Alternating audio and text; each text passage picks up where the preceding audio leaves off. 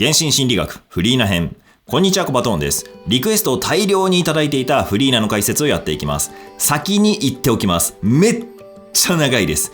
というのも、フリーナというキャラクターを語るためには、その背景にある歴史を語らなくてはいけないのですが、きちんと説明しようとしたら、ほぼテイワット全史になってしまいました。一応メインであるフリーナ周辺に絞ってお伝えしますが、それでも結構ボリュームあります。ただ、今回の話を聞いていただければ、ほぼフォンテーヌのざっくりした歴史を把握できるでしょう。ナタが始まったタイミングで復習として結構いいかもしれません。そして、フリーナ自身はストーリーがとにかく感動的。魔人任務をプレイした後なら誰もがファンになってしまうような、そんな魅力的なキャラです。本編中では時系列が複雑になっていたりした部分もあって難しかったですよね。特に予言関係が混乱しやすいと思います。そこで今回はその辺をかなり分かりやすくまとめつつ、彼女の人格を深掘りしていきましょう。ネタバレ注意。今回はフォンテーヌ編全編にわたるネタバレを盛大に行います。核心の部分にガンガン触れるので、プレイしていない人はぜひフォンテーヌ編を終わらせてから見ましょう。時系列整理、プロット順で見てみよう。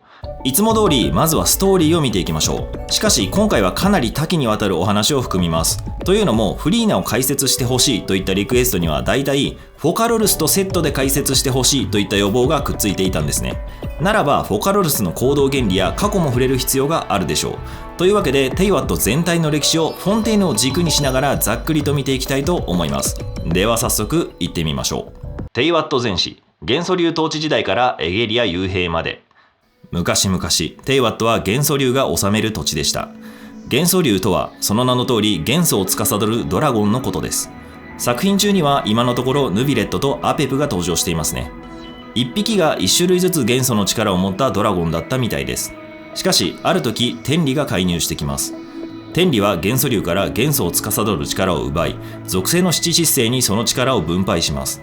この属性の七疾星というのが、いわゆる原神の神様たちのことですね。ウェンティや勝利、ライデンなどのことです。そして初代水神であったエゲリアはフォンテーヌの統治をしていました。フォンテーヌには純粋精霊たちがいて、彼女らは人間に強い憧れを持っていたんです。人間になりたい。その願いを叶えるべくエゲリアは力を使いました。しかし、天理によって分配された水神の力では、純粋精霊を人間に変えるには力が足りません。そこでエゲリアは原始大海の力を利用することによって純粋精霊を人の形に留めることに成功するのでした。ところがその行動が天理の怒りを買ってしまいます。勝手に原始大海の力をくすねたこと、そして人間を創造したことが罪であるとしてエゲリア及びフォンテーヌ人すべての連帯責任を問い、滅びの予言が言い渡されます。人々は皆海の中に溶け、水神は自らのカムクラで涙を流す。そうして初めてフォンテーヌ人の罪は洗い流される。さらにエゲリア本人は幽閉されてしまいます。かなり長い間幽閉されていたようで、その間にフォンテーヌの土地は荒れ果ててしまったみたいですね。なお、そんな混乱の中起こった国がレムリアです。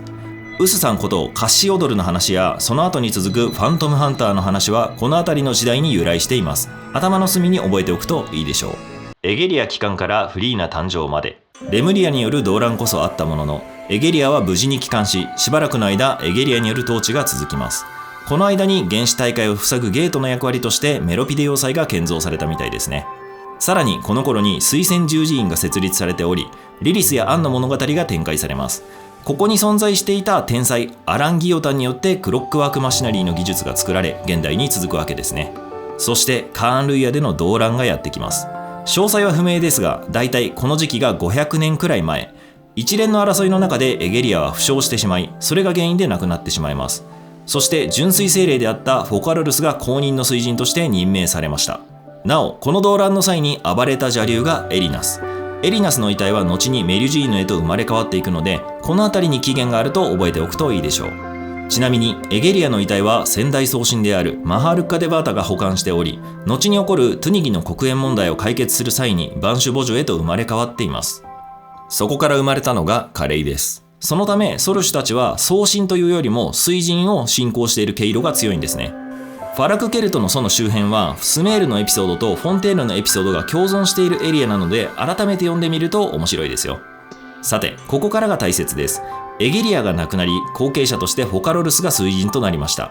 フォカロルスは水神の位を受け継ぐのと同時に予言についても引き継いでいたんですね。どう考えてもフォンテーヌが全滅する以外なさそうな予言を前にフォカロルスはめちゃくちゃ悩みます。そうして海の底で長いこと考えた結果、思いついた結論、それが天理を騙すこと。フォカロルスは計画実行のため自分を2つに分けました。自分がなりたかった人間としての姿を1つにまとめてフリーナを作り出し、それ以外の神性は全て自分が持つことにしたのです。そして自分は油脂最低カーディナルになり、フリーナは水神の役割を演じることになります。この計画は非常に重要なので、一度ここでしっかりと説明しておきましょう。フォカロルスの計画とは。予言について魔女会メンバーである N はこのような発言をしています。予言は当たるわ。必ず起こる。あれは未来の歴史と思ってもいいことよ。そんな。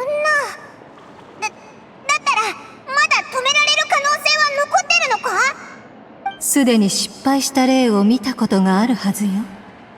テイワットのすべてがそう簡単に変えられると思う？へえ、気がついたのね。一般的に予言は神の視点から見た未来だと言われている。でも神の視線の視覚で何かが起こっている可能性について考えたことはある？あなたがこれから見る様々な出来事は果たして神が目にする運命と違いがあるのかしら？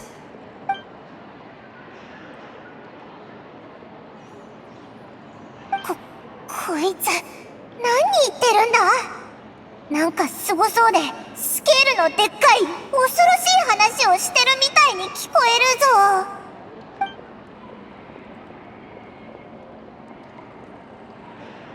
あなたならきっとわかるでしょう。無視していいものと手を差し伸べないといけないものを。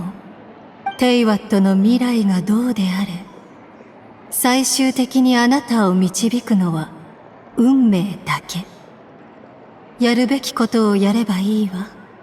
さてと、いいお茶だったわ。ありがとう。今日のお茶会はここまでにしましょう。声が聞こえなくなったぞ。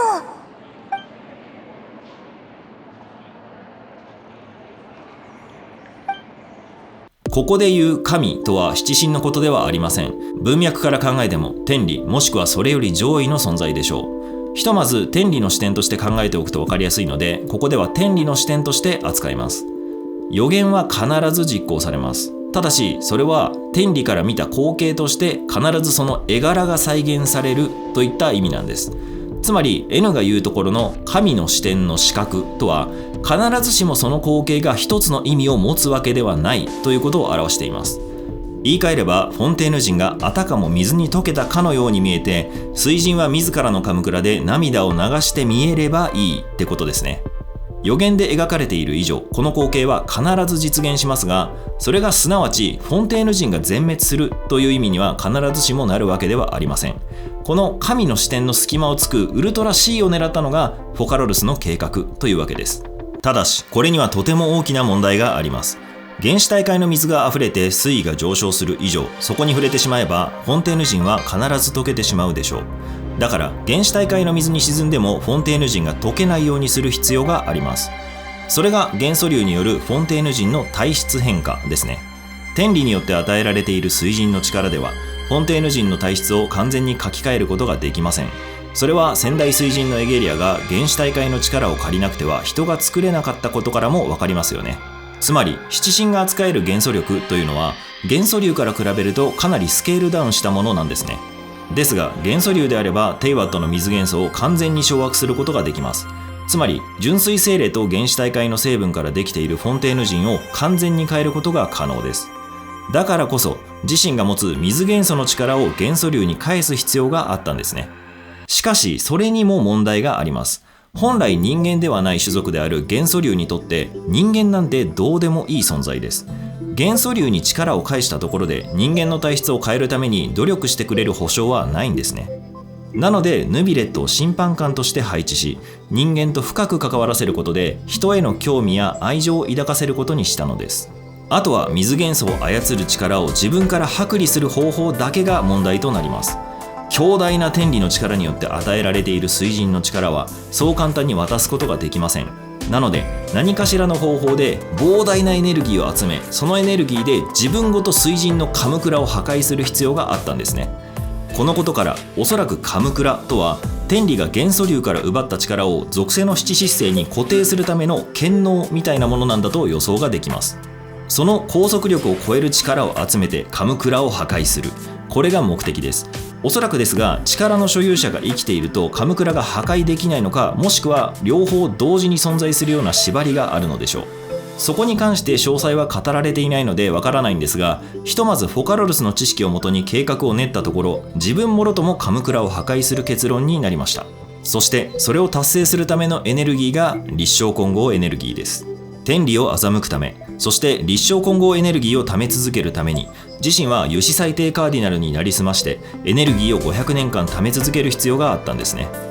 はい、ここまででようやくフォンテーヌ人が水に沈んでも全滅しないところまで計画を組み立てられました。残るは自らのカムクラで涙を流す水神が問題です。先ほどまでの計画通りに進めてしまうと、元素竜に力を変換した時点で自分が消滅していることになるため、水神が不在になってしまいます。なので自分とは違う水神を用意する必要があったんですね。そう、それがフリーナです。しかしここでちょっともやっとする人も多いんじゃないでしょうか。なぜならフリーナは水神ではなくただの人です。果たして予言通りになっているのか微妙なところですよね。ただここでも聞いてくるのが神の視点という言葉。フォカロルスの計画が成就したことから、逆説的に少なくとも神である天理は全知全能ではないことがわかります。例えば本当に全知全能の神様であれば、世界全てで起こっていることを把握することも可能でしょう。であればフォカロルスが心の内で立てた計画もフリーナとのやり取りも筒抜けとなり意味をなしません。なので天理といえどもある程度限られた認知能力で世界を見ていることがわかります。おそらくですが人の心を読んだりすることはできなさそうです。仮に心が読めるのであれば、フリーナの頭の中を覗けば彼女が本物の水神でないことがバレてしまいますからね。ただしかなり精度高く人々の発言や文字になったものに関しては認識できる可能性がありそうです。この理屈であればフォカロルスがフリーナに計画の全貌を伝えなかったことにも筋が通ります。自分たちの計画を不用意に声に出したり文字に起こしたり他人に伝えたりしてしまうと天理にバレる可能性があったのではないでしょうか。だからこそフリーナは必要以上の内容を知らずに実行する必要があったと考えられます。そしてさらに天理の認識がその程度であると仮定するのであれば、水神の認識にも納得がいきます。要するに人々が水神だと認識している相手が水神なんです。500年の間、あらゆる言葉、あらゆる文字、あらゆる表現でフリーナが神であることが語られてきました。人々の認識もそのようになっています。であるならフリーナしか神はいないんです。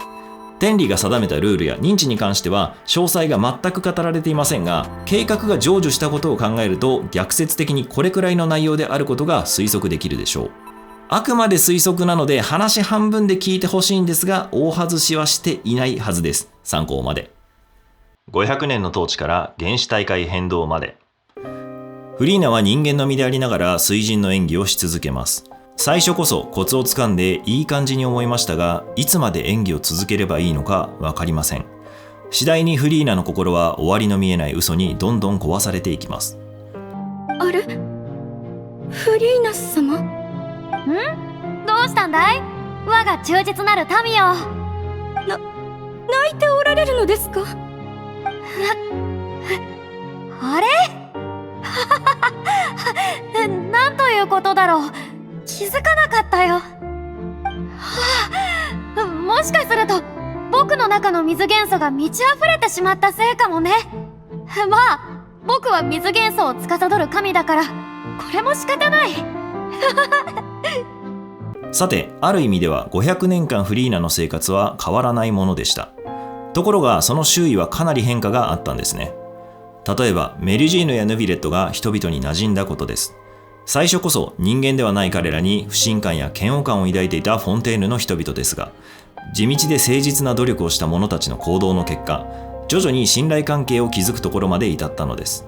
そしてヌビレットが中心に行っていた審判制度もどんどんと定着していきます。やがてフォンテーヌといえば歌劇の様式を取り入れた審判といった具合に名物化していったんですね。それと同時にその場で華麗に立ち振る舞うフリーナも名物になっていきます。厳格な神様というわけではなく、歌劇場でオーバーな身振り手振りで聴衆を魅了し、華やかで美しく、しかして時には残酷な処刑を下すフリーナの姿がフォンテーヌならではの神様の姿として定着していったというわけです。そして500年は緩やかな変化を得ながら進んでいきました。事態が動き出したのはここ数十年のこと。フォンテーヌの水位が上昇し始めたのです。作中ではさらっと語られていましたが、このペースは結構早いもの。リネやリネットが幼少の頃住んでいた家が水底に沈んでいるくらいには変動しています。フォンテーヌの民の不安は相当なものだったでしょう。そんな不安からか、あの予言に再び注目が集まります。この水位上昇はもしかしたら予言が現実になってきているのではないか、そんな憶測が現実味を帯びて人々の間に広がっていったんですね。結論から言えば、この水位の上昇は鈍性のクジラによるものです。テイワットの外の生き物である鈍性のクジラは原始大海のエネルギーをどんどん食べていたんですね。タルタリアの師匠スカークの表現を借りるのであれば、原始大海の水元素力はテイワットの深海では消化が難しいらしいです。なので鈍性のクジラが見出した水元素力によって水位の上昇が起こっていたわけですね。さて、とはいえ鈍性のクジラのような頂上の存在のことなんてフォンテーヌの人々は知る由もありません。そんな徐々に水が上がる不安感が漂うフォンテーヌについに旅人がやってきます。旅人到着から水神裁判まで、ここからは私たちが旅人として体験してきたストーリーになります。フォンテーヌにたどり着くといきなりフリーナに因縁をつけられることになり、そこをリネが起点を聞かせて助けてくれましたよね。彼らと親交を深めていきますが、マジックショーでのトラブルから連続少女失踪事件へと話はつながります。そしてその審判の過程でフォンテーヌ人が原始大海の水に溶ける特性があることが判明します。その後ヌビレットの依頼で潜入したメロピデ要塞では原始大海へとつながるゲートが登場。物語の終盤ではこのゲートがついに開いてしまうこととなり、原始大海の水が溢れてきました。それと同時にそれを収めたヌビレットの正体が水の元素流であることも分かりましたよね。こういった様々なエピソードを通してフォンテーヌ人と原始大海の関係が描かれていきました。そしてついにその時は訪れます。ポアソン朝の水没です。メロピデ要塞の原始大海につながるゲートは処理されていたはずですが、なぜかこの洪水ではポアソン朝の人々が水に溶けてしまいました。ついに予言が始まってしまったという不安により、今まで以上に水神であるフリーナへと対応を求める視線が集まります。しかしフリーナは何もしません。それもそのはず、フリーナは何も知らないんです。フォカロルスから言われているのは神のふりをし続けること、そしてそれを誰にもバレないようにすること。でないとフォンテーヌ人が全て死んでしまう。だからフォカロルスの言ったことだけをひたすら信じて自分にできる演技をし続けていたんですね。とはいえ、民衆も旅人たち主要人物たちもそんなことは知りません。これ以上放置すると本当に滅びが来てしまうかもしれないし、そうでなくても民衆の暴動が起きてしまいます。なので真実を聞くべくフリーナを裁判にかけようと一芝居打つのでした。裁判においてもフリーナは必死に神のふりをし続けます。しかし様々な証拠や要素を突きつけられることにより、自身が神でないことがついに判決として明らかになってしまいます。フォンテーヌ人は原始大海の水に溶けちゃうっていうのはもうみんなの常識だよな。あ、まさか。あくまで自分は人じゃなくて神だって言い張るんなら、少なくともあんたがフォンテーヌ人じゃないって証明できる方法が一つあるよ。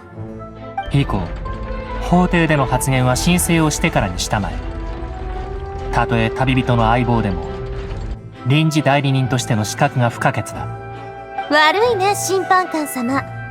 あんたの規則を破るのも、これで最後だって約束するからさ。実は、ポアソン町から海水を少し持ってきたんだ。ポアソン町で起きたあの災害のことは、みんなも知ってると思う。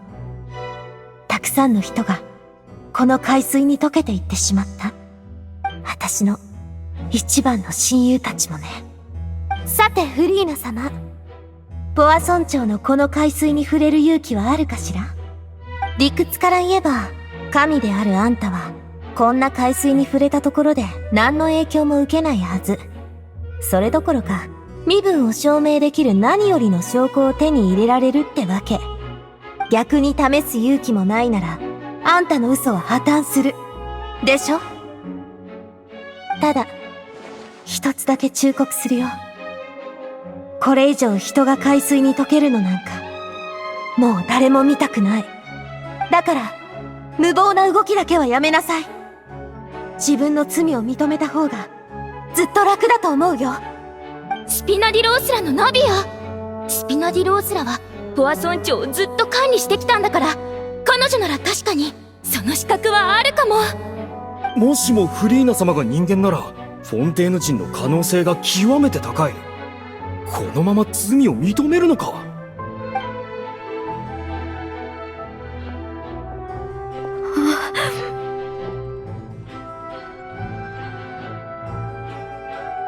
フリーナ被告、これはあくまで原告側の一方的な主張であり、通常の審判におけるプロセスには含まれない。断る権利は君にある。審判官様がそうおっしゃったところで、この実験を断れば自分は神じゃないって認めたも同然だろう。海水をじっと見つめるばかりで一言も発せられないとは、本当に怖がっていらっしゃるのだろうな。ならばやはりこの方は。どういうこと？フリーナってもしかして本当にこんな展開になるなんて想像してなかった。この思考の危険性を踏まえれば、フリーナ被告、従う必要など。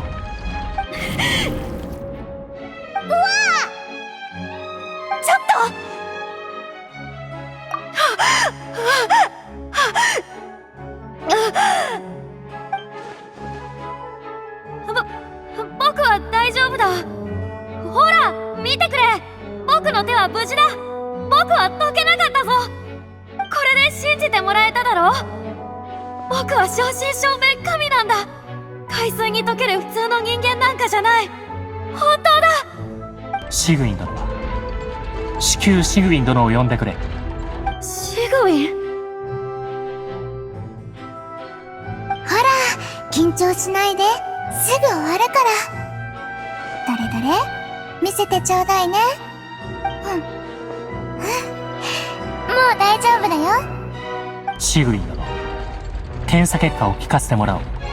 ご覧の通り、フリーナさんの皮膚の状態と息切れの症状から判断すると、彼女は原始大会の水による影響を受けてると思うのよ。同濃度の大会の水に接触した普通の人間と一緒くらいね。感謝する、シグウィン殿。さて、フリーナ被告も元の位置に戻ってくれたまえ。どういうことだ？今なんて言った？僕は大会の水に溶けなかったぞ。これでも証明にならないと。最初は確かに、ボア村長近くの海水をそのまま使おうとした。なぜなら、あんたはきっと今までのように逃げる選択をするってみんな予測してたからね。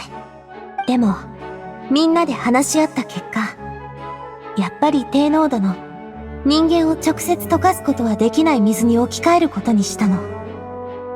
だって万が一予想外の状況があったらって考えたら、人が大海の水に溶ける光景なんて、もう誰も見たくないもの。だから低濃度の海水を使って看護師長にも検査してもらえるようにしたんだな。その方向で決めておいてくれてよかったぜ。じゃないとフリーナのやつ今頃きっと。そんな、まさか。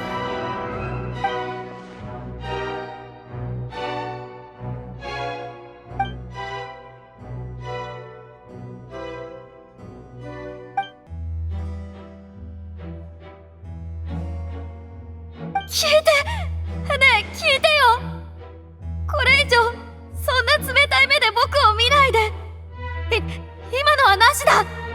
神であれば、原始大会の水の影響を受けないなんて、君たちにだって証明できないことだろ。それにだ、もし僕が本当にただの人間だとしたら、あの海水に手を差し込む勇気なんかあるわけないじゃないか。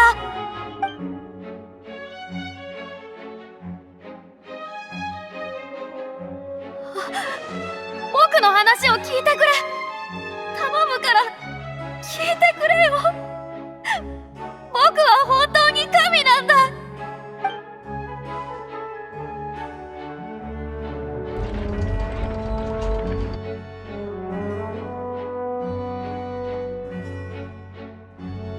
はあ、これ以上デタラメを言ったって誰も耳は傾けないでしょうね。もうこれだけの証拠が出揃っちゃったんだもの。この状況じゃフリーナが何を言っても無駄だよな。どうやら結論は出たようだ。異議がなければ判決に入る。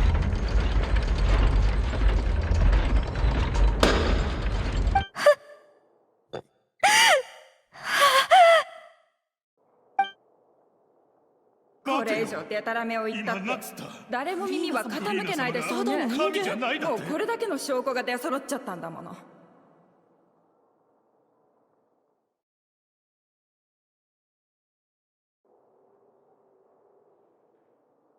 最高審判官の名において判決を下す。フリーナは人でありながら神を装い、民衆を欺いた。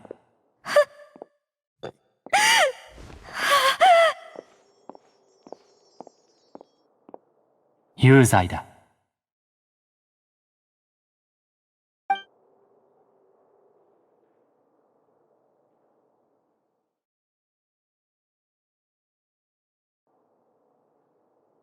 そして、ユシ裁定カーディナルから下された判決は、水人死刑。ユシ裁定カーディナルが光り輝き、ついに死刑が執行されるかと思った瞬間、旅人はフリーナの精神世界へ、ヌビレットはフォカロルスの精神世界へ飛ばされます。そこでついにフォカロルスの計画が明らかになり、同時にフリーナの真実が判明するのでした。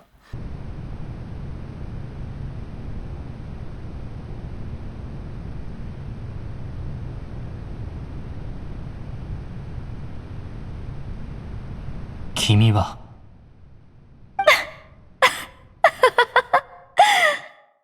すまない。その驚愕の表情、すごく好きだよ。思わず吹き出してしまった。君はフリーナではないな。一体何者だ？ああ、そんなに驚いてくれるってことはつまり、僕は君たち全員を騙し通せたんだね。見ればわかるだろう。僕こそ魔人フォカロルスだよ。魔人フォカロルスがなぜ私たちを欺いた？ああ、無論。僕の目的は君たちを騙すことなんかじゃない。本当に騙そうとしているのは天理さ。天理を欺く。あの予言のことだよ。面倒だろう？すべての人々は溶け、フォンテーヌは水に飲み込まれてしまう。僕の前任水人、つまりエゲリアがこの予言を僕に託したとき、僕も思ったよ。これはさすがに難しすぎないかってね。予言のあのシーンは必ず起こるって分かってたくせにさ。同時に属性の七失星である彼女にはもう一つ分かりきっていたことがあった。天理を敵に回してはならないと。こんなの解決策なんて全く存在しないじゃないか。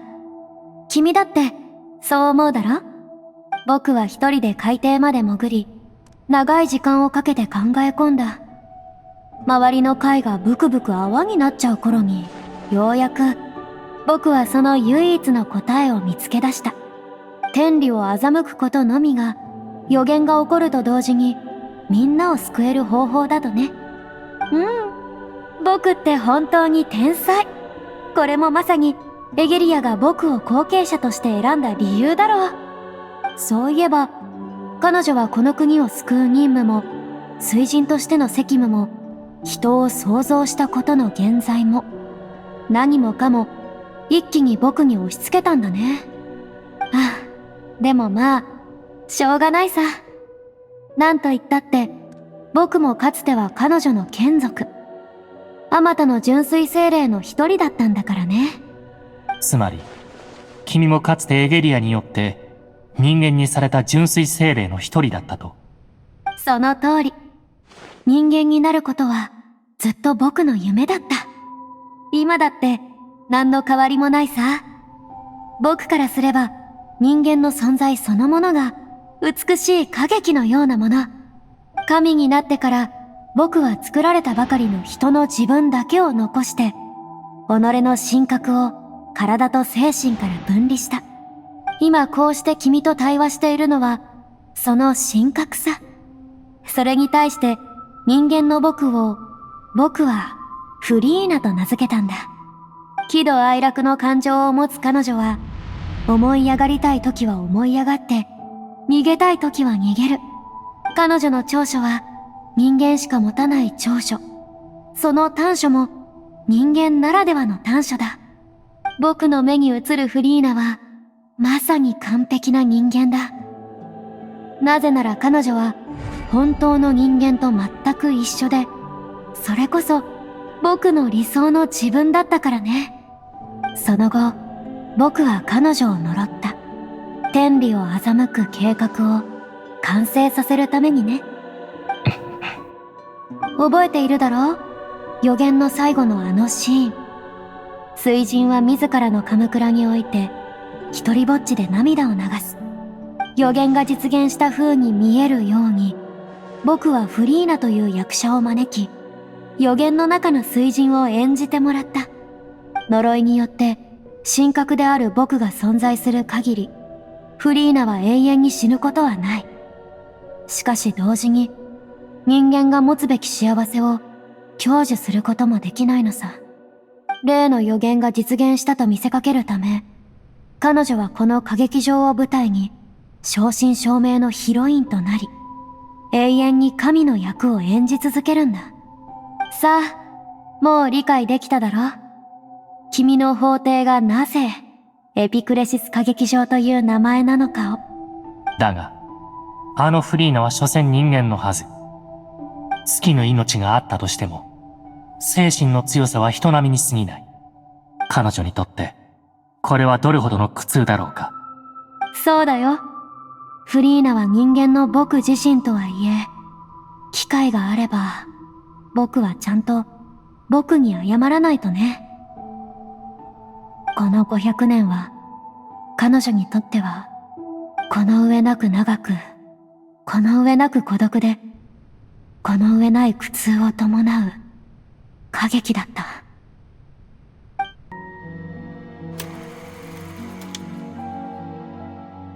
フリーナ。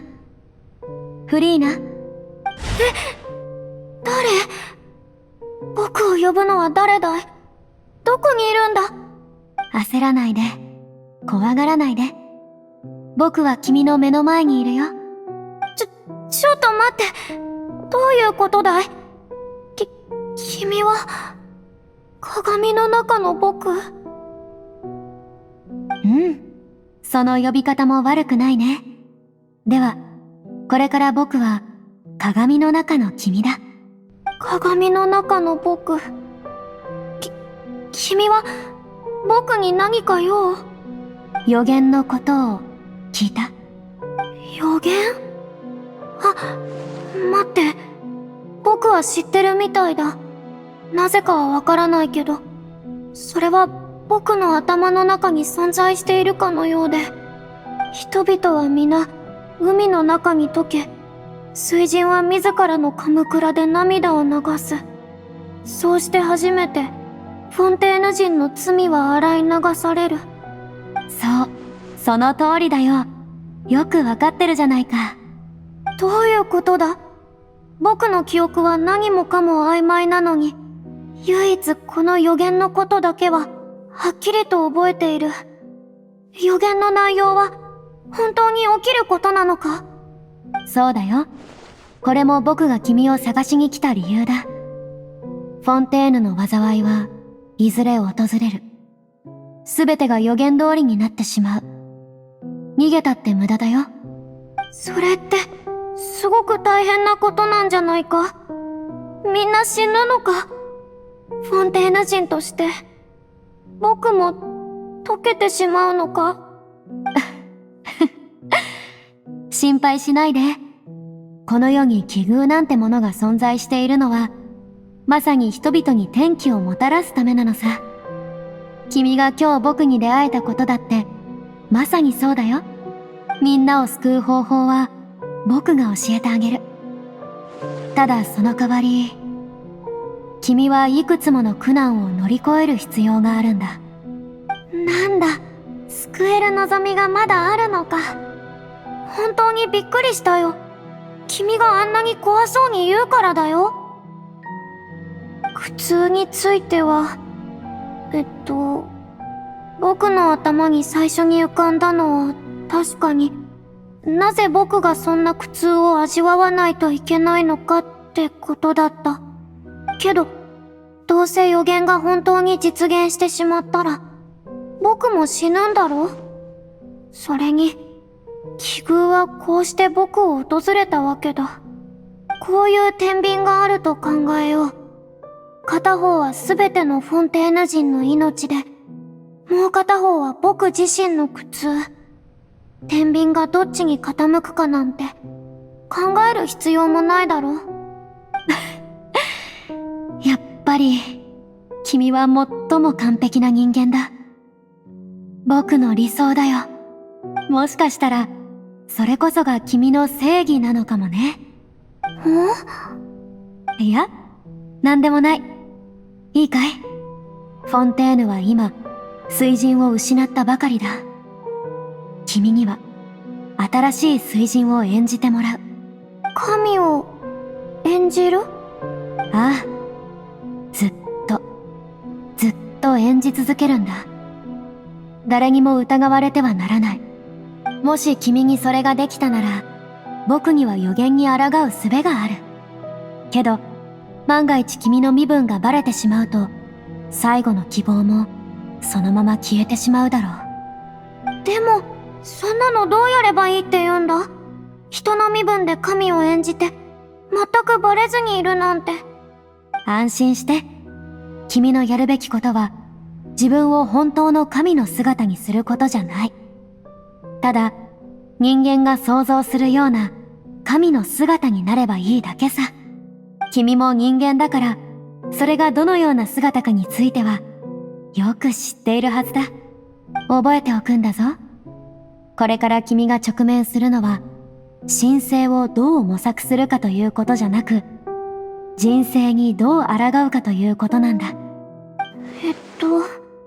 まだ完全に理解できてないけど、僕、頑張ってみるよ。それで、僕はいつまで水神を演じ続けないといけないんだい？この任務をこなすために、君は長い年月を歩むことになるかもしれない。終わりの日が訪れるまで、君が年を取ることはない。しかし、僕は約束しよう。ある盛大な、歌劇のような審判によって、一切に終止符が打たれ、すべての人々は救われる。審判か。それは楽しみだね。すごくワクワクするよ。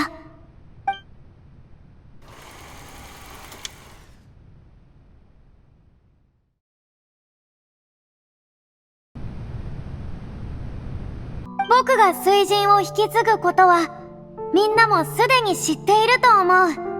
そう、この僕、フリーナ・ドゥ・フォンテーヌが、君たちの新たな水神だ。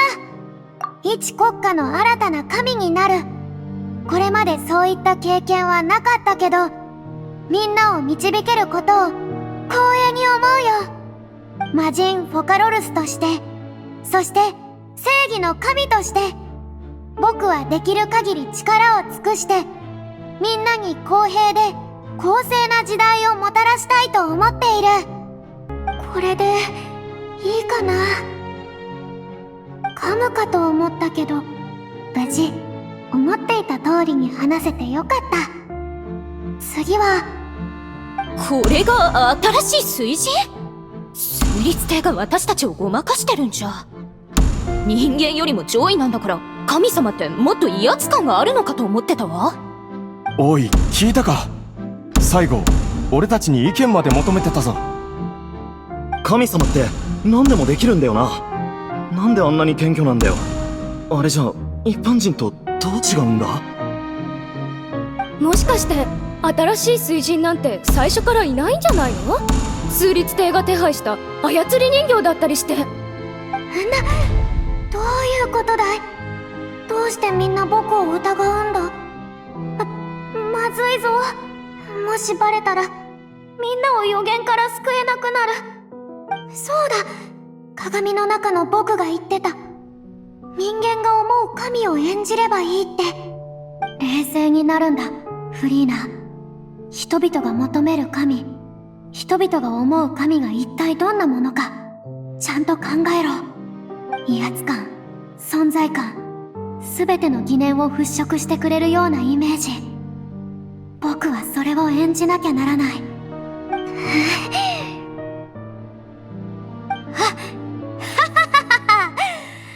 くない我が民よ。それでこそこのフリーナの統治にふさわしい。僕は以前こんな疑問を抱いたことがある。ある日、弱々しい操り人形がこの舞台に立ち、アマツさえ歌劇場の主であると主張したとして、それでもフォンテーヌの民は従うのかと。しかしどうやら諸君はそれほどくだらない者たちではなかったようだ。君たちにはこの歌劇場で僕と一緒に美しき審判を見届ける資格がある。旅人、そして私たちはフリーナの内面を舞台の形で追体験することになります。フリーナがいかに心もとないまま水神に就任し、どうにか民衆を信用させ、そこから継続的に神としての信頼を獲得していったのか、その努力の過程がようやくわかります。しかも、ただ演じていただけでなく、しっかりと自分のできる範囲から予言についても調べていました。しかし、いつまで続くかわからない不安に徐々に彼女の心は壊れていきます。誰かに打ち明けたい。たとえ一人だけでもいい。でもそれじゃ全部無駄になってしまう。何百年もの間いろんな調査をした。だけど予言を突破できる希望は何も見つからなかった。もはや信じることしかできない。水神を演じ続けることだけがフォンテーヌを救う唯一の方法なんだと。頼む、お願いだから絶対に成功してくれ。鏡の中の僕。そして限界を超えたところにポワ村長の災害だったのです。守ってきたものが崩壊し始め、フリーナの心は限界だったでしょう。旅人はテイワットの外から来た存在として唯一秘密を打ち明けられる存在である可能性がありました。限界を超えていたフリーナは秘密を打ち明けようと迷いますが、それでもフォンテーヌの民すべての命を思って演技を貫きます。別に何も言うことはないよ。僕は神、フリーナだ。すべてはうまくいく。その上での水神裁判だったわけですね。つまりフリーナでさえ真実は知らないと。計画の全貌を彼女には言っていないのか。ああ、天理を騙すにはまず己を騙さなくちゃ。彼女は本当に大したものだった。この500年、彼女の意志が少しでも揺らいでいたら、フォンテーヌは最悪の結末をたどっていただろうね。人間を信じる。やっぱり正しい選択だった。君がいかにして天理を欺いたかは分かった。だがこれは真実の半分程度に過ぎないのだろう。重要なのは、この状況でどうやって予言からフォンテーヌ人を救うかだ。うん。さすがフォンテーヌの最高審判官だ。実に明快なロジックだね。君もとうに気づいているはずだろう。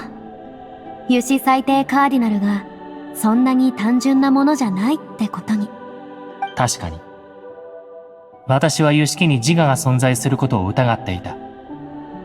リネ君もあれのコアがある部屋から人の声を聞いたことがあるらしい。今にして思えば、君が自分の意識をユシキに隠していたのだ。そうだな。外から見ればそうだよ。僕はフォンテーヌの神の心を持ったまま、ユシキと一つになったんだ。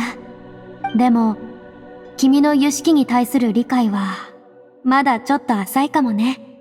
実を言うと、ユシキは正義を執行するための機械なんかじゃないんだよ。その本当の役目は、正義の神を殺すことさ。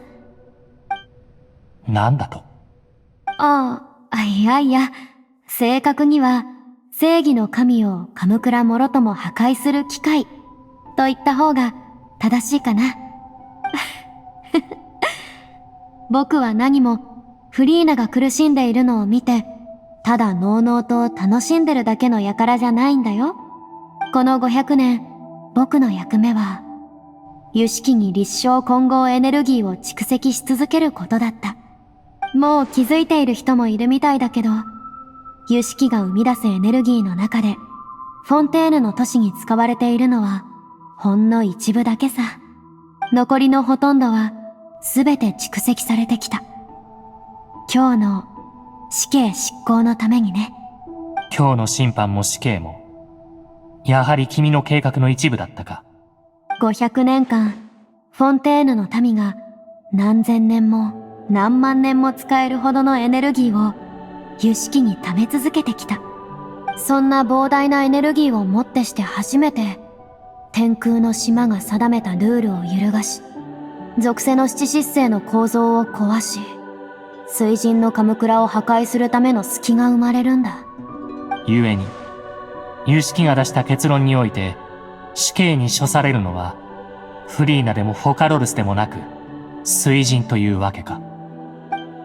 水神のカムクラを壊す。私の思い違いでなければ、まさか君は。もちろん、君にはもともと属するはずだったものを返すつもりだけど、言い換えれば、すべては水神の権能をこの星の水元素の竜に返すためなのさ。だが。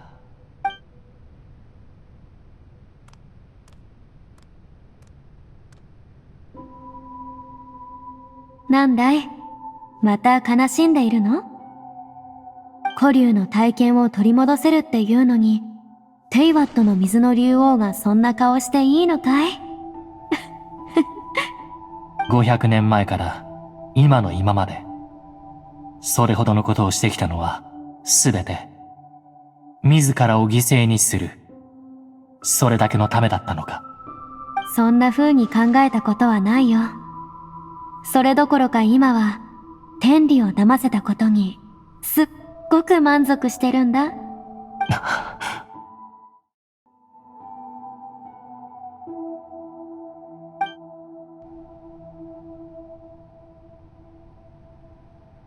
水流、水流、泣かないで。できることなら、僕が天理を審判したい。だって天理は、エゲリアとほとんど変わらない罪を犯したわけでしょ？エゲリアが奪ったのは、原始大海の力。天理が奪ったのは、君たち古竜の力だ。僕が正義の神だというのなら、僕は君の力を君に返す。それこそ正義を貫く、正義の名に恥じぬやり方さ。正義といえば、僕はこんな風に考えている。正義とは、人類の存在そのものを遡る過程だと。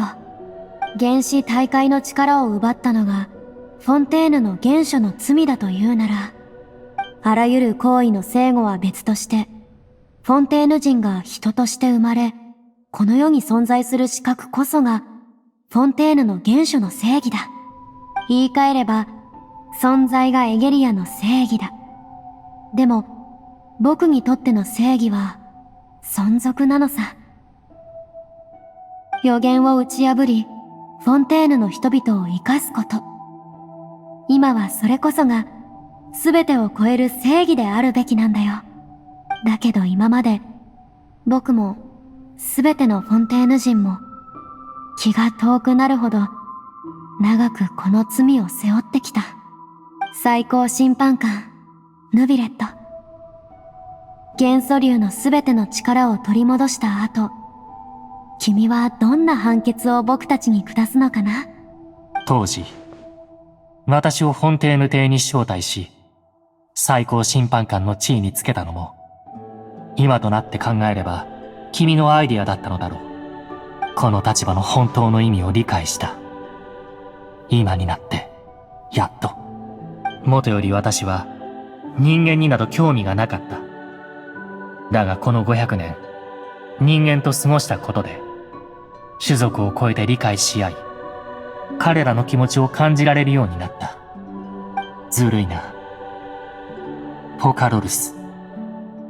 今さら私が有罪判決など下せないことを君は知っているのだろ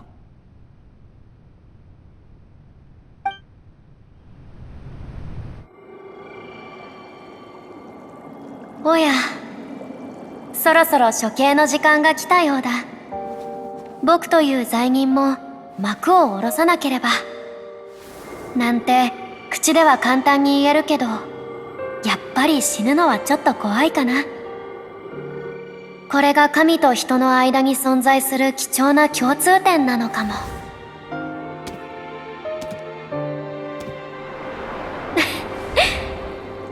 じゃあね、ヌビレット。500年に及ぶ君の役、気に入ってくれると嬉しいな。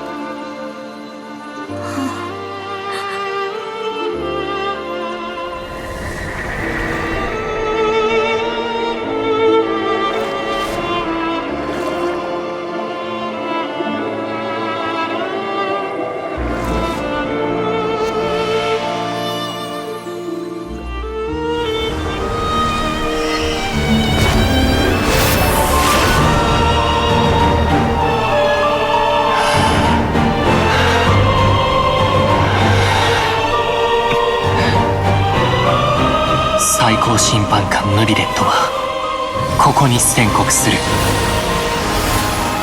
君たちフォンテーヌ人の罪を許そう。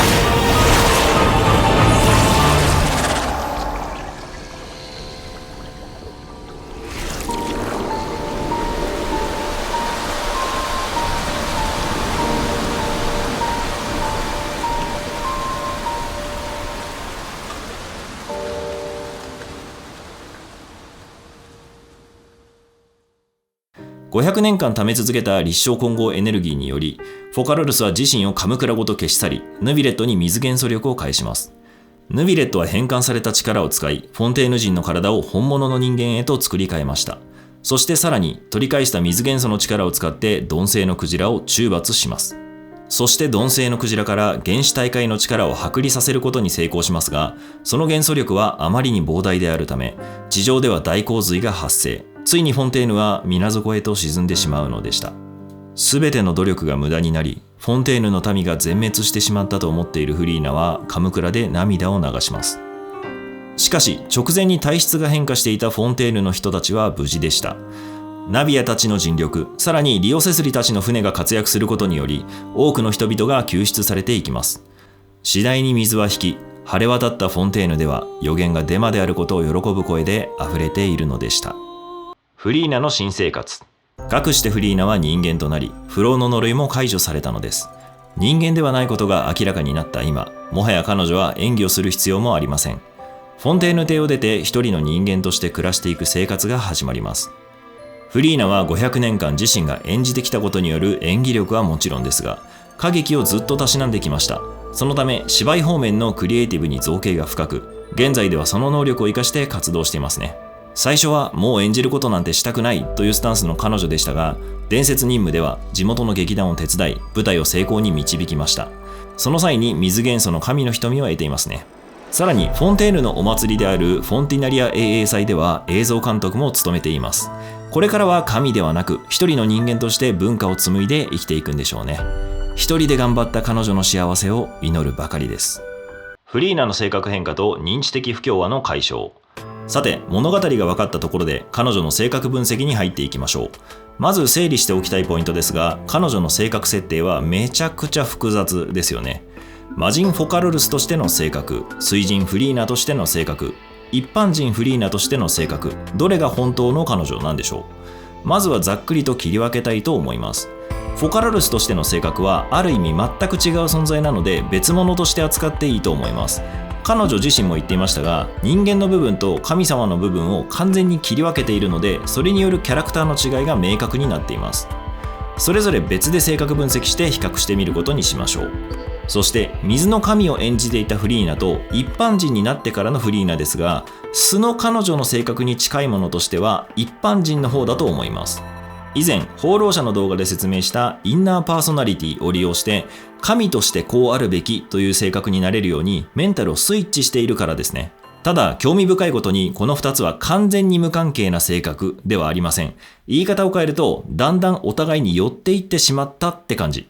心理学の有名な効果に認知的不協和の解消というものがあります。現実で起こっている物事と心の中で抱いている印象が矛盾してしまった時に、その矛盾を解消するために気持ちの方を変化させる現象のことです。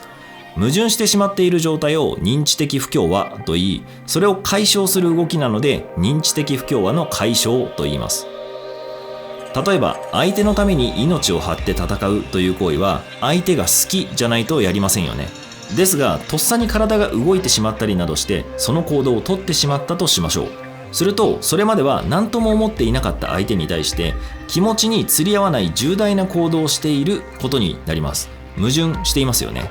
この矛盾を解決するために気持ちの方を変化させる効果が認知的不協和の解消です。現実で起こった出来事は変えることができませんが、心の中の思いであれば比較的自由に変えることができます。そのため私たちは矛盾を解決するために気持ちの方をこっそり変化させてしまうんですね。なので助けた瞬間はとっさに体が動いただけだったはずなんですが、後から振り返った時に好きだったから助けたという認識に変わってしまうんです。このように行動や状況は私たちの気持ちにかなり大きな影響を与えます。神様として当然の行動をするフリーナは完璧な嘘ではないんです。神としての行動を繰り返し行ううちに自分がそう思っているから行っているという認識に変わっていくんですね。なので神様としてのフリーナと素のフリーナの境界線はかなり曖昧と言えるでしょう。神様としての立ち振る舞いを続けることによってフリーナの内面もどんどんと神様になっていくからです。あなたも仕事や部活で責任がある立場につかされた時経験があるんじゃないでしょうか。最初はぎこちない動きや言い慣れない言葉遣いだったかもしれませんが、徐々にその役職をこなしていくうちに自分のキャラクターの一部としてその職業が定着していく感覚があるはずです。それを500年間も続けていたわけですから、フリーナの人格は神様と素の状態でそんなに差がないとも考えられます。とはいえフリーナが外向けに頑張って誇張していた部分もあったりするので、そのあたりも整理しつつ比較して見ていきましょう。フォンテーヌ人の確証バイアスとエコーチェンバー。もう一つフリーナを語る上で押さえておきたい点があります。それがフォンテーヌ人における確証バイアスとエコーチェンバーです。確証バイアスとは自分が抱いている印象に合致する情報ばかり拾い集めてしまう思考の癖のこと。特に顕著に現れているのがフリーナの水人就任式でのことです。フリーナは礼儀正しく挨拶を行いますが、その態度が水人らしくないという理由でフォンテーヌの民は不信感をあらわにしています。ちゃんと前任の水神から選出されているにもかかわらずです。つまり事実とは関係ないんですね。あくまで自分たちが思う水神像にマッチしているかどうかで判断をしているのです。人は見たいものしか見ないとはユリウス・カエサルの言葉ですが、まさにその通り、民衆は論理的にフリーナが水神か否かではなく、自分たちの直感で感じられる水神を欲しているんです。言い換えれば、自分たちが水神だと思った存在こそが水神というわけですね。フォカロルスの発言にあったこれから君が直面するのは神聖をどう模索するかということじゃなく、人生にどう抗うかということなんだには、フリーナ自身がどう生きていくのかといった意味ももちろん含まれています。しかしさらにもう一つの意味として、フォンテーヌ人の抱える人間臭さにどう抗うのかという意味でもあるんだと言えるでしょう。だからこそ彼女は人々が神様らしく感じられる言動を目指して演技します。傲岸で不遜で時に優しく微笑んだかと思えば、人間なんて何とも思っていないような無慈悲な行動もする。喜怒哀楽が激しく、無邪気な子供のようにはしゃぐ一面と、烈火のごとく怒り狂う暴君の側面を併せ持つ、そんな神様っぽい神様を設定したんですね。それによりフォンテーヌの民衆は神を信じることになりました。そして一人また一人と、こういった神様こそが神様だよねという意思表明をして、それがフォンテーヌ人というコミュニティの中で反響し続けることにより、揺るぎない事実として成熟していく。この現象がエコーチェンバーです。エコーチェンバーとは、同じような意見を持った人間の間で意見が反響し合った結果、それを事実だと思ってしまう現象。世間的にはめちゃくちゃ偏った意見だとか間違った意見だとしても、真実だと思い込んでしまう強力な力があります。例えば以前説明したメロピデ要塞の聖望の回、詳しくはこちらの動画で解説しているので、覚えていない方はぜひどうぞ。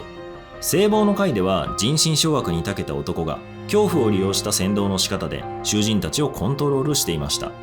普通に考えれば非人道的であること極まりないので、すぐにでも瓦解してしまいそうなものです。しかし聖望の会の内部では、それが普通のこととして成立していました。それにもエコーチェンバーが働いているんです。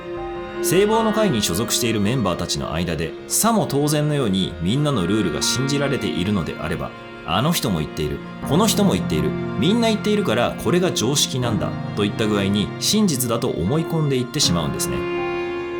これと同じような現象がフォンテーヌ全体で起こったと言えます。人々は自分が神っぽく感じられる存在を神だと思い込み、そしてその様子を賛美したり噂にすることによって、より自分たちの中での印象を固いものにしていったんですね。視点を変えてみれば、フリーナはその性質を利用してフォンテーヌ全体を騙してみせたとも言えます。このあたりもフォカロルスが思う理想の人間を凝集させて作ったフリーナならではの人間理解なんでしょうね。この点を押さえた上で性格分析を聞くと一段深く見れるので、ぜひ押さえておきましょう。フォカロルス、水神、フリーナのビッグ5では、性格を比較していきたいと思います。今回も性格の分析に用いるのはビッグ5という手法。科学的な性格分析では最も使われている手法です。詳しい説明や基本的な内容はこちらの動画で紹介しているので、よかったらご参照ください。比較にあたっては名前が紛らわしいので呼び分けたいと思います。まず神様としての特性を備えたフォカロルスはそのままフォカロルスと呼びます。次に神様を演じていた時のフリーナですが、こちらを水神と呼びます。そして一般人になってからのフリーナをフリーナと呼ばせてください。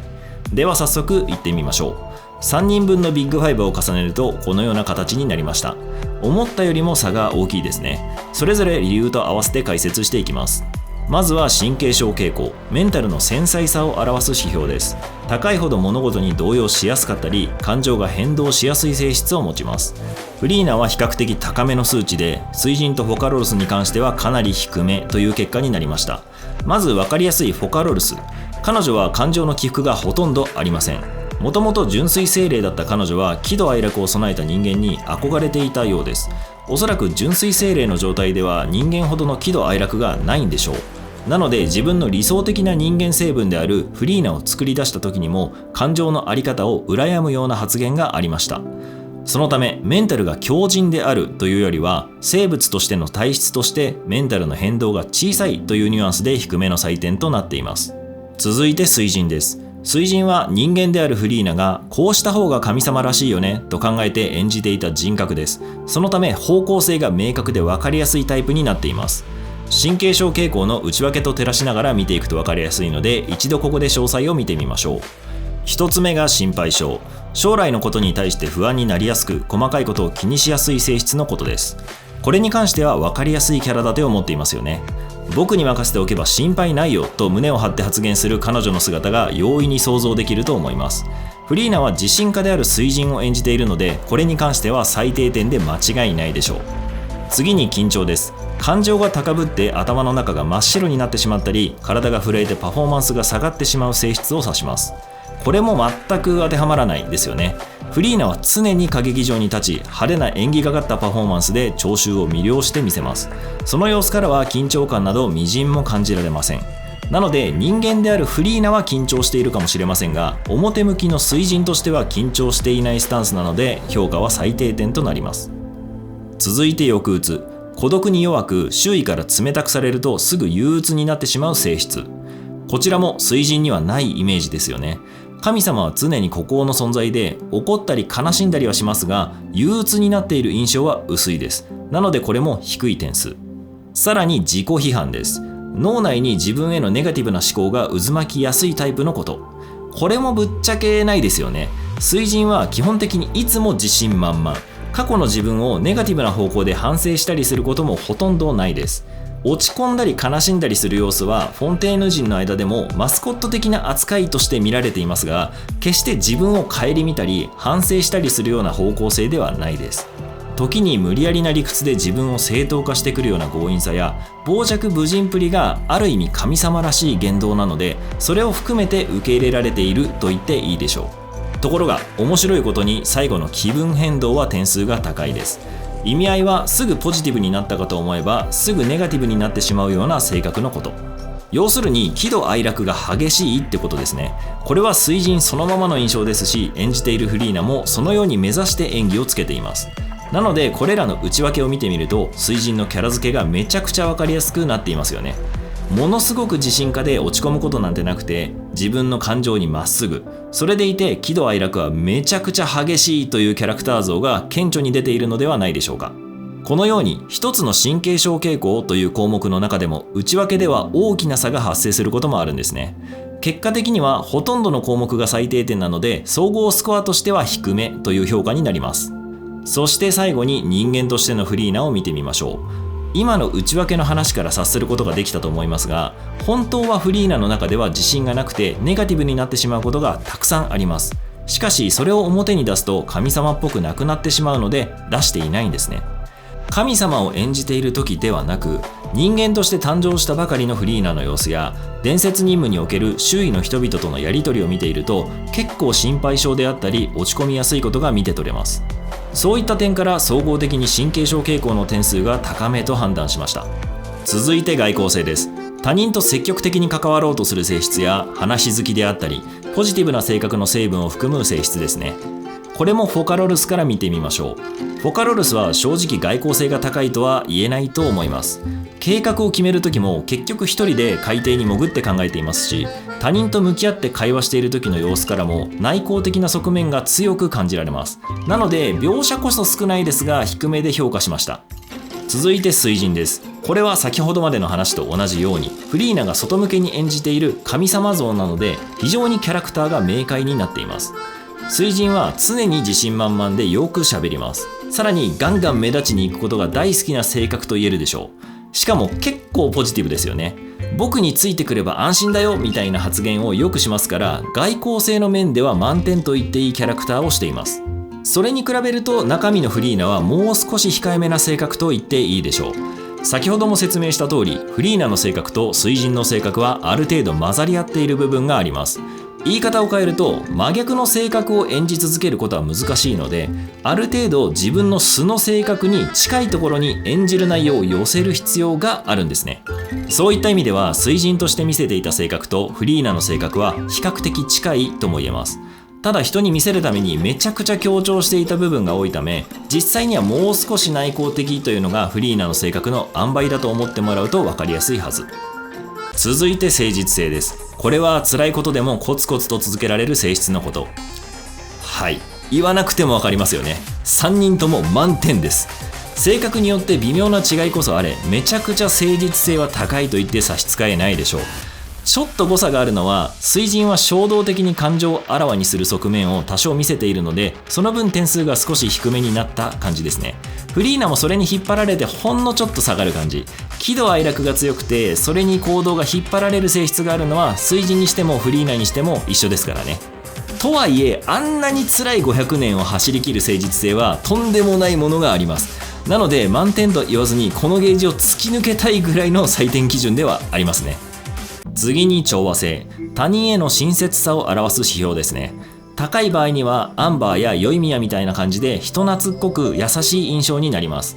逆に低いと召使いのような感じで冷淡なんですが交渉上手になる場合があります。今回の3人を比較した場合に一番フォカロルスが下というのは納得がいきますよね。自分の計画実行のためにかなり冷淡な態度をとっているのが彼女です。しかし最低点にするほど低くはありません。なぜなら彼女の計画というのはフォンテーヌ人を助けたい、ひいては自分の分身であるフリーナを助けたいという優しさの意識から生まれるものだからです。前回解説した白術と同じようにとても大きい優しさがあるがゆえにドライさも併せ持っているようなニュアンス。もしよければ前回の白術動画でもかなり詳しく解説しているのでそちらもご覧ください。違う角度から聞くことで理解度が深くなると思います。そしてフォカロルスと比べると比較的フリーナは人懐っこくて優しいですよね。特に人間として人前に出るようになってからは分かりやすく親切で優しい面が出ていると思います。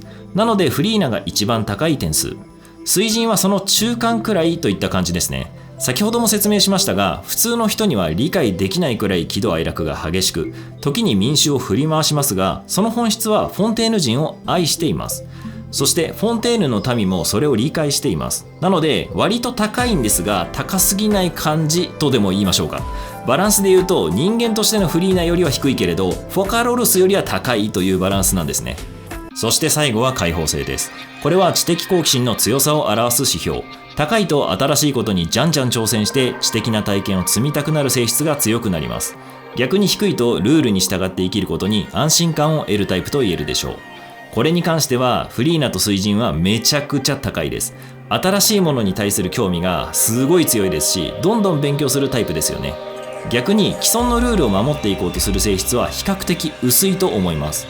法廷のルールもかなりガンガン無視していくのでそんなに高くないんじゃないかなという印象なのでめちゃくちゃ高く評価してあります。それと比べるとフォカロルスは500年間守るべきルールを自分で作りました。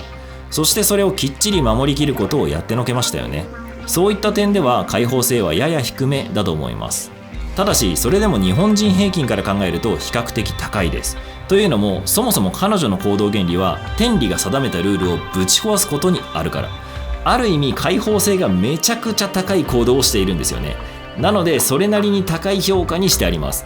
ただフリーナや水神ほど新しいものに貪欲に食いついていくニュアンスが感じられなかったので2人と比べるとやや低めという感じ。はい、というわけでビッグ5の感じがなんとなくつかめたのではないでしょうか。続いてダークトライアドも見ていきましょう。フォカロルス、水神、フリーナのダークトライアドでは早速3人を比較したダークトライアドをお見せしましょう。グラフはこんな感じ。割と綺麗に重なりましたよね。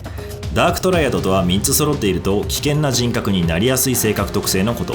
1つずつは素晴らしい性格であることも多いんですが3つ揃うとかなり危険な人格になりやすい性質なので3つの危険要素ということでダークトライアドと呼ばれています。1つずつ見ていきましょう。まずはサイコパス、共感能力の低さを表す指標です。なので数値が高いと他人の痛みを理解できなかったりします。逆に数値が低いと他人の痛みに共感しやすい能力を備えていたりする感じ。まずフォカロルスですがだいぶサイコパス性が高いです。といっても彼女の場合は人間ではないからという点がかなり強いと思います。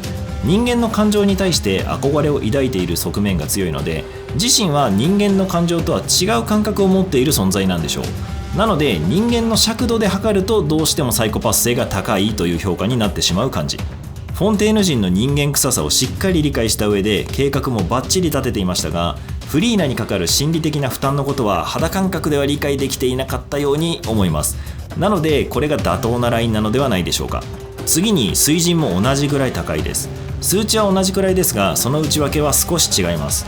というのも水神は人の心があります。なので感情は理解できているんですよね。ただ神様としてのキャラクター付けで時に理不尽な決定を下したりもします。民衆の意見なんて全く聞いていないような素振りを見せるので、そういった意味ではサイコパス性が高いキャラ付けとも言えるでしょう。なので高めの採点。そして最後にフリーナですが、彼女は普通に人間の感情がありますし、理解もしています。しかもどちらかといえば共感能力が高めな方だと思います。だからこそフォンテーヌの民衆の気持ちを自分の中でシミュレートして演技をすることができたわけですからね。なので3人の中では一番低い評価となります。続いてマキャベリアニズム。目的のためなら手段を選ばない性質のこと。これはそんなに説明いらないですよね。まずフォカロルスですが、全く手段を選んでいません。この世界に設定されているルールをぶち壊すことはもちろんですし、そのために自分自身と自分自身の分身をどんなに苦しい目に合わせてでも目的達成をしようという姿勢は間違いなくマキャベリアニズムの権下です。文句なしの最高点。水神に関しては先ほどのキャラ付けが理由です。どちらかといえばわがままさみたいなニュアンスですかね。欲しいものは必ず手に入れるし、そのためならめちゃくちゃダダをこねるのが水神としてのキャラクターです。なので結構高得点な感じ。点数は高めなんですけど、フォカロルスとは理由が違う点が面白いところ。そしてフリーナですが、フリーナはそんなにずる賢く立ち回ったり、他人を傷つけることすら厭わないような方法はあまり取りません。なので3人の中では一番低い点数となります。最後がナルシシズム。自分のことが大好きな性質ですね。これは3人ともそこまで点数が変わりません。というのもナルシシズムの評価基準として、自分が特別な存在だと思うか、周囲からリーダー的な存在だと思われていると感じるかみたいな項目があるんです。これって神様だったら当然のことですよね。なのでどうしても神様を評価しようとすると、ナルシシズムは高くなってしまう傾向があるんです。神様ではないフリーナに関しても同様です。結局その生い立ちと今まで過ごしてきた時間が特別すぎるせいで、周囲から特別な存在だと思われていますし、自分でも認識しています。なのでどうしても点数としては高くなってしまうんですよね。普通の人間を採点するためのシステムなので、この辺はご愛嬌ということでご容赦ください。仮に神様じゃなかったらということで考えてみたら、おそらく3人とも日本人平均よりやや高い程度になるのではないかなと思います。見た目には自信を持っていそうなので、その分ちょこっと高めっていうニュアンスですかね。参考まで。ホヤ場の上手な演出について。ここまで性格についてざっくりと見てきて、結構大きく違うことが分かっていただけたのではないでしょうか。その上で一度冷静に自分たちのことを振り返ってみましょう。そう、プレイヤーである私たちの心情です。フリーナというキャラクターは比較的人気のあるキャラクターです。初登場の頃からその可愛らしいルックスはもちろんですが、中身がちょっとポンコツであることが話題になって好かれていた印象を持っています。そして魔人任務で彼女の真実が明らかになってからは、その壮大な覚悟が貫かれた人生を知ることでよりファンが増えたキャラクターですよね。ところが彼女の行動を一旦冷静になって考えてみると、結構めちゃくちゃです。入国したばかりの旅人にほとんどイチャモンと言っていいレベルの因縁をつけていますよね。しかもその後リネが逮捕された件での裁判は全く論理的ではありません。印象操作や一方的な決めつけでガンガン煽ってくるだけです。正直やっている行動だけ考えるとめちゃくちゃ嫌われることをやっているんですよね。ただ私たちがそこまでフリーナに対して悪い印象を抱かなかった理由は3つの描き方にあります。1つは内面描写。フリーナはたびたび焦っている心の内側が見えるように演出されていますよね。あの様子はプレイヤーである私たちにしか見えていません。旅人やパイモンからするとだいぶ嫌な行動のままだと思うんですが、私たちプレイヤーからするとこんなに心の内で焦っているんだな、ポンコツで可愛いなといった印象を抱いてしまうんですよね。さらにウィンザー効果もあります。ウィンザー効果とは自分で言うよりも他人に語ってもらった方が印象が深くなる現象のこと。旅人とパイモンがフォンテーヌに上陸すると、まず水神の噂が耳に入ります。どうやら水神はフォンテーヌの人々に愛されていて、しかもそれは怖い神様というよりはちょっとマスコットっぽいような扱いだぞというニュアンスで入ってくるんですよね。なのでフォンテーヌの人々が噂しているという第三者からの情報として私たちに入ってくることで、フリーナの印象は良くなっているんです。あと忘れてはいけないのはもちろんデザインや声が可愛らしいこと。言うまでもありませんが、見た目や声というのは私たちの印象に大きな影響を与えます。特に見た目の良さが影響を与える効果はハロー効果と呼ばれていて、見た目がいいだけで私たちはこの人は内面もいいんだろうなみたいな良い印象を抱いてしまう傾向があることが分かっています。そのように私たちを楽しませるストーリー展開はもちろんですが、それと同時にキャラクターの印象がどのように私たちに見えるのかという調整をするのが非常に上手だと思います。一歩間違えれば結構悪い印象を残してしまうキャラクターだと思うんですよね。人によってはフリーナのその態度がめちゃくちゃ気になってしまって悪い印象を持ったという意見も目にしました。しかし大多数の人はフリーナに対して好印象を抱いています。それはキャラクターの人気ランキングやネット上での評判などを聞いても明らかですよね。改めてしっかりと大多数に響くキャラクター設計ができるホヨバースの技術に感心させられてしまいました。いやマジですごいと思います。まとめ、ホヨバースの全力が感じられるキャラクターフリーナ、いかがだったでしょうか。大変長くなってしまいましたが、フリーナのことが一層よく理解できていれば嬉しく思います。どうしてもフリーナについて理解しようと思うと、魔人フォカロルスについても理解しなくてはいけません。そうなると彼女の計画にとって重要なフォンテーヌという国そのものについて見なくてはならなかったので、時間軸が壮大になってしまいました。まあせっかくということで、世界任務などで登場したコンテンツが大体どのあたりの時間軸なのかというのも合わせて紹介させてもらった次第です。少しでも楽しさが増えるお手伝いができていると嬉しく思います。肝心のフリーナですが、ホヨバースの本気を感じる構成になっていました。心理学シリーズで解説してきたアベンチュリンにも匹敵するような複雑さを持ったキャラクターだと思います。特に今回は原神という作品の根底に関わるような設定の部分から始まり、国そのもののストーリーや個性を絡めた上での描き方をしています。さらにそれを旅人視点で体験する私たちにとっての印象をコントロールしながら描くというめちゃくちゃ高度なキャラクター描写だったんじゃないでしょうか。ものすごい曲芸を見せられた気分です。というわけで、多面的な魅力が詰まったフリーナの今後の人生の幸せを願いつつ、今後の動画はおしまいにしたいと思います。今後も面白いキャラクターがいたら掘り下げて紹介していこうと思いますので、よかったらチャンネル登録してみてください。メンバーシップではキャラクター評価を行ったシートも公開したりしていますので、興味があればぜひそちらもどうぞ。では今回の動画もあなたが原神を楽しむための一助として参考まで。Try to sing around